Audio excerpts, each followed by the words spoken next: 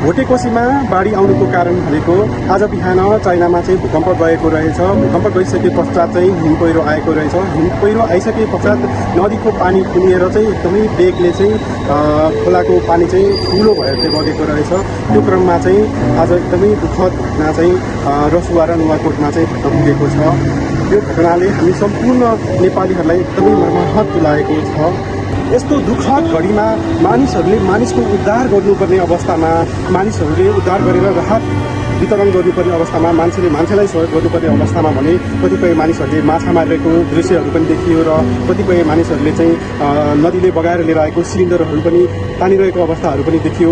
म यो भिडियोबाट चाहिँ के भन्न चाहन्छु भने देश विदेशमा सारा संसारमा चाहिँ छरेर रहनुभएका सम्पूर्ण नेपालीहरूलाई चाहिँ बाढी पीडितमा चाहिँ पीडित हुनुभएका सम्पूर्ण दाजुभाइ तथा दिदीबहिनीहरूलाई चाहिँ सहयोग गर्नको निमित्त एकदमै विनम्र अनुरोध गर्न चाहन्छु।